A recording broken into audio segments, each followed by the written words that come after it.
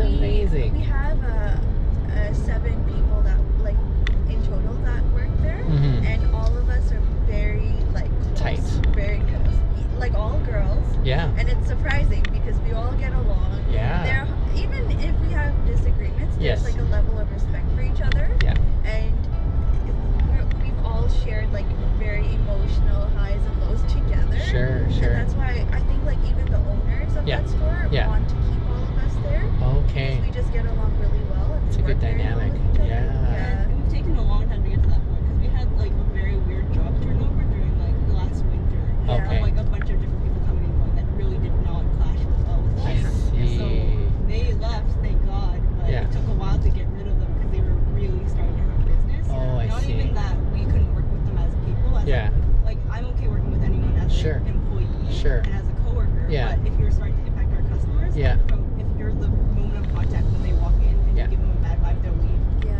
So when it starts to impact business like that, we had to get rid of some people. I see. Really and we work very hard at customer service. Sure. Because we like interacting with our customers. Yeah. We even know them like we know all like personal details because we're always talking. Yeah. They're like family to us too. So like it's a very good vibe, and that's how we want to keep it. Sure enough. So yeah, we have formed a lot of close friendships. We talk to so many people on a daily basis, but like it's not even just like different people like, oh, that sure looks good on you. Yeah. But people who come back week after week and they tell you about their day, they tell you about their kids and who their kids are. You see them out in the world and you say hi to them. Yeah. This is quite fascinating because as I'm listening, I think about different categories where sometimes people hate the job that they work at, but the job is bearable because they have some really sweet friends at their jobs. That makes it like passable, right? Yeah. And then there's people who love their job but hate the people that they work with, which makes their job unbearable. Yeah. But you're like combining two elements where not only do you love the people you work with, but you also, it seems like you really care about the job and you really care about your employers and the kind of, I guess, the kind of image that your store has kind of thing. So that's like a really unlikely combination of a lot of good things, right? It's very rare. It's very rare. That's pretty cool. That's pretty cool. I wouldn't trade it. I love my job. Oh yeah. There have been times where I've thought about quitting, but honestly, it's a dream job. Like I could be working like at McDonald's like the rest of my friends at the first jobs, but this is a dream come true. Like it's such a chill job. I go there and I enjoy it, honestly. And there's there's also no rush. Like some places have like you have to get this done, you have to get that done. Yeah. But we all are able to work at our pace. And that's something our employers stress too because they really care about us. They on Christmas, on days we have really high sales, they'll buy us Timmy's gift cards. Wow. They'll give us like cash on the side. Yeah. They really care. Wow. And so like that, I think that like prompts us to work harder. Sure enough. To like do better. Absolutely. Absolutely. That's like really cool. Yeah. So I guess the next question I have then is probably more difficult. Yeah. When you find a context like this, it's a pretty sweet thing, and it's hard to walk away to your next opportunity. You know what I'm saying?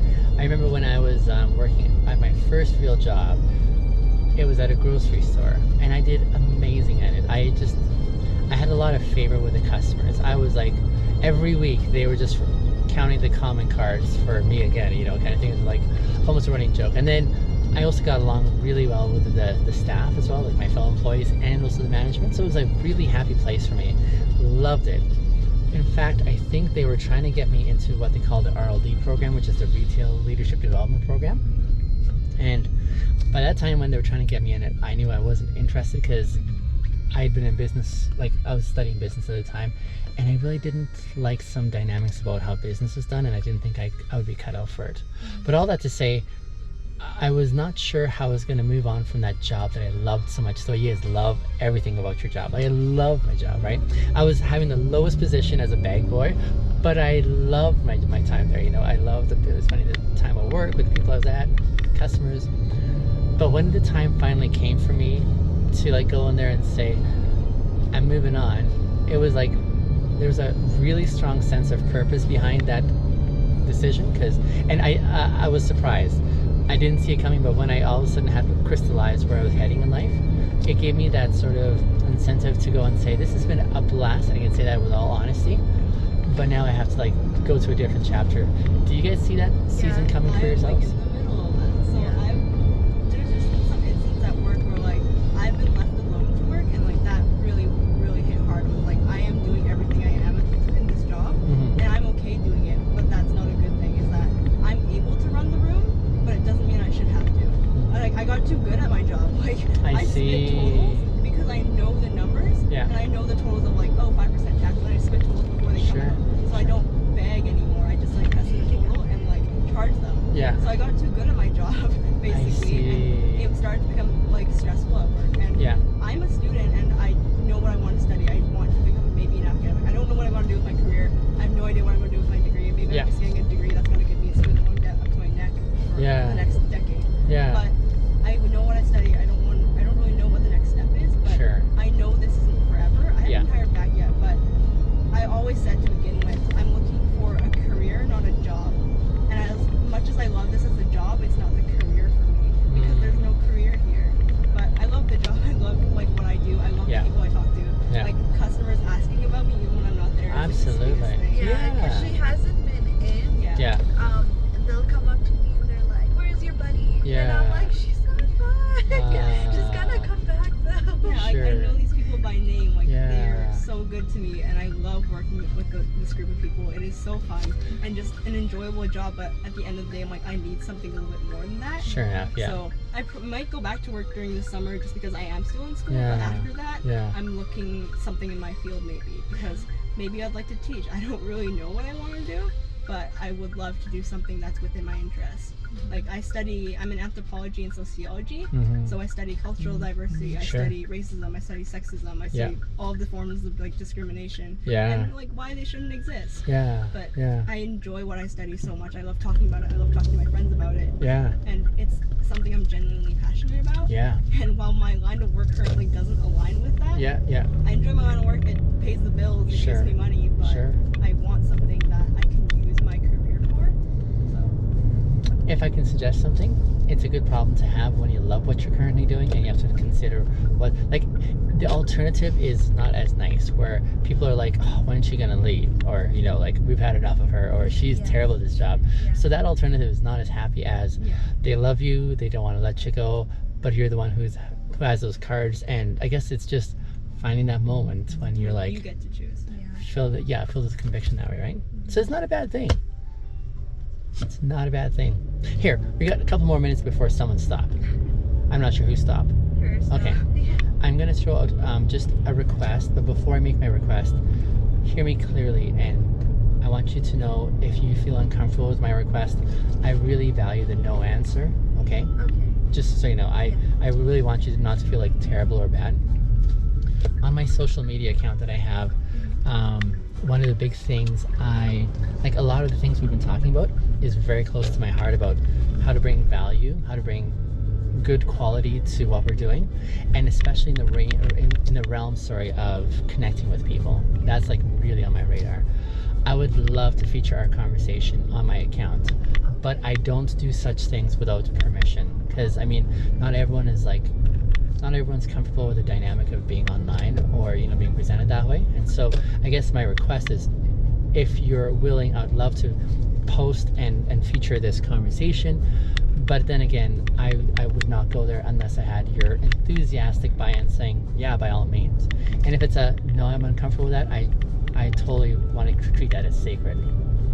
How do you guys feel about that? Yeah, for sure. You're all right with that? Yeah. Okay. I would need you to fill off a video consent form. Are you comfortable doing that? Yeah. Okay. So let me start off with you then, Sarah, because you're the one coming out. I'll do here first. And then make sure you write your email down there as well, Sarah, because that'll give me a chance to like forward you the links, and you can see what I do. And I've really been encouraged in my experience with what I'm doing.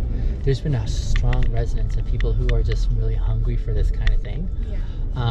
And especially when they see it in action kind of thing. Like I do a lot of monologues as well, but the ones that they really, really resonate with and they're like just responding strongly are when they see in action kind of like this kind of dynamic, the kind of opportunities we get so often, but it takes intentionality to seize those opportunities and connect when you And I can, see right? that with our work too. When people come in and they want to know why we work here. Sure. They want to know what our job is about, and Sure. they want to hear why I started working there. Right. And I love to talk to them about that. I want them to know this is something I'm truly passionate about, because I enjoy giving back, but I also enjoy helping people. Absolutely. And I want to see people have a smile on their face, because people come in and they leave happier. Yeah. Because they found something that gave them a little bit of joy. Maybe That's it was amazing. maybe it was something that they found that fit them. If that's enough to make someone's day, then I'll do it. Yeah, and that's like our main priority. Yeah. It's like, it is a business, but I think with the group that we work in, we just want people to be able to relate to us and feel comfortable enough to want to stay in that atmosphere. You know, because sometimes you walk into business and you just don't get that feel, and you're like, am I wanted here? Or is it just for profit only? But like, we highly stress, even to newcomers, we're like, you know what, customer service is main thing for us. Yeah, we make sales, but we just want, just want people to feel comfortable. Sure enough. On top of that, I would probably even go so far, and you can call me wrong if it is, but I find in my scenario, the reason I resonate with this kind of thing, even as I listen to your experience, the job was really the excuse to connect with people. Do you know what I'm saying? So like, as customers are asking you, Sarah, like, why do you do this? There's the job, of course, that you have to do, that you're helping them, that's the medium. But the real heart of it is, I got to change your life in this experience that way, right? And so that's pretty amazing. Like, my friends make fun of my job sometimes, and I do have so much fun